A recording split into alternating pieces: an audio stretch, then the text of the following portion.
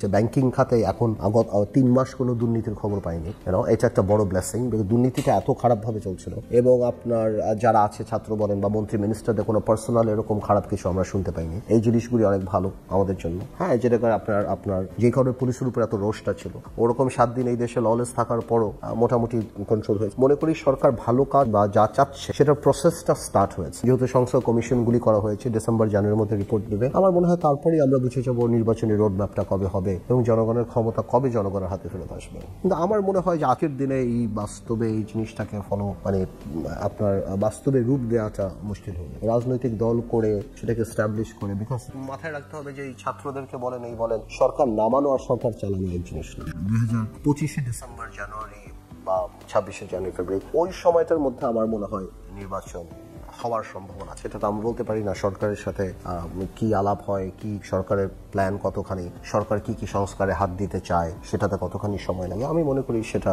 সেই সময়টাই যৌক্তিক সময়। আগামীতে কি চাচ্ছি, কিভাবে চাচ্ছি, সব ধরনের কাজে আমাদের চলছে। এটা যখন রাইট টাইম আসবে আমরা অফকোর্স সেটা জাতিকে আমরা জানাবো যে আমরা কি চাচ্ছি, কিরকম করে চাচ্ছি, সামনের বাংলাদেশকে আমরা কিভাবে দেখি। আমরা ইনশাল্লাহ সবই জানাবো। অত্যন্ত জরুরি, বিকজ সমাজের আরো অনেক স্টেক হোল্ডার থাকে, তারা রাজনীতির এই নোংরা পরিবেশ বা ধাক্কাধাক্কি করে তাদের পক্ষে রাজনীতি আসা সম্ভব না। কিন্তু এই কারণে ভালো মেধার কাছ থেকে আমরাও এক্সপার্টিজ বা এক্সপার্ট অ্যাডভাইসগুলি আমরা পাই না। তা আমি মনে করি উচ্চকক্ষতে যদি এই ধরনের সমাজের প্রতিষ্ঠিত মানুষরা থাকে, তাহলে আমাদের জন্য দেশ চালানো আরো সহজ হবে। আমরা যদি আল্লাহ যদি চায়, আমরা যদি সেই সংসদে বসি, আমি মনে করি সেটা ভালো।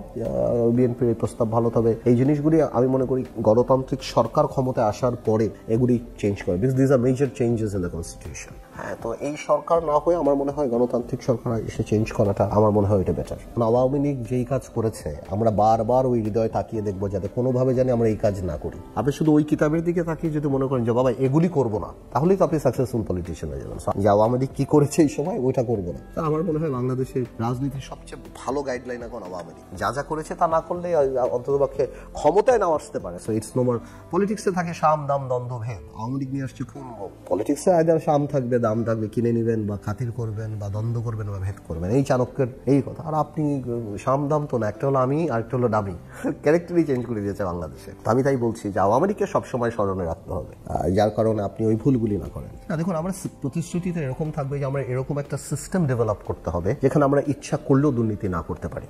সো সিস্টেম ডেভেলপমেন্টটা অনেক ইম্পর্টেন্ট। সো আজকে যেমন মিডিয়ারা যখন ওপেন হয়ে গেছে অনেক হচ্ছে, এখন আওয়ামী লীগের ব্যাপারটা হলে আওয়ামী একটা বেহায়া রাজনৈতিক দলে পরিণত হয়ে গেছে। মিডিয়া লিখলেও আওয়ামী লীগ দুর্নীতি করবে। আমি বলতাম না যে খুল্লা দুর্নীতি করবে। যার 5 টাকার মালিক নেই, যেটা বাল্ব কোনোদিন লাগে নেই, উনি পাওয়ার প্ল্যান্টের মালিক। যেটা 5 টাকা ব্যাংকে নাই, ব্যাংকের মালিক হয়ে গেছে। এটা সবাই জানতো। দরকার ছিল কি এরকম দুর্নীতি করার? এরকম দরকার ছিল না। তো এই যে স্টেট প্যাট্রোনাইজ দুর্নীতি, এবং আমরা চাই যে এই দেশে আমরা একটা প্রস্তাবে দিচ্ছি, আমি আপনাকে আগেই বলে দিচ্ছি, আমরা এটা প্রস্তাবে দিব। আমাদের প্রস্তাবে এটা খুব ইম্পর্টেন্ট যে যাদের কর্মকাণ্ডের জন্য বিদেশের মাটিতে আমাদের বদনাম হয়, এই যে মন্ত্রী একজন যাবেন, উনি 700 বাড়ির মালিক, বিদেশি পত্রিকা ওনার নাম আসছে, এতে আমার দেশের কি রেপুটেশন নষ্ট হচ্ছে না? তো ওনাকে তো আপনি অর্ডিনারি চোর হিসেবে ট্রিট করতে পারবেন না। ইজ আ স্পেশাল চোর, for that you need special ল।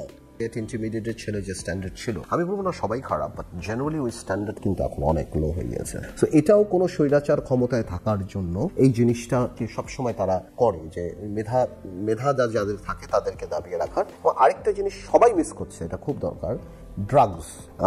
যেই পরিমাণ ছেলেরা বা যেই পরিমাণ ছেলে মেয়েরা বা সমাজে, অনেকে লজ্জায় বলে না, যেই পরিমাণ ড্রাগ হয়ে গিয়েছে না, আওয়ামী লীগ, আমি মনে করি আগামী সরকারের, কারণ এখানে আমার ডাইরেক্টলি ইনডাইরেক্টলি 50 লক্ষ ছেলে পেলে এর মধ্যে আপনার জড়িত বা এফেক্টেড, তাদেরকে এরকম একটা বড় যুব সমাজ যদি দেশ থেকে ধ্বংস হয়ে যায়, তাহলে আমাদের কিন্তু সামনে অনেক ঝামেলা। শিক্ষার মান এবং স্বাস্থ্যের মান, এখন আমাদের মান নিয়ে কাজ করা উচিত। আমাদের দৃশ্যমান ডেভেলপমেন্টের চেয়ে কোয়ালিটি অফ লাইফ, সেটাকে আমার মনে হয় আগামী সরকারের কাজ করা উচিত, যেটা খালি চোখে দেখা যায় না, কিন্তু মানুষ রিয়েলাইজ করবে যে না, এই মানটা অনেক উপরে উঠে যাচ্ছে।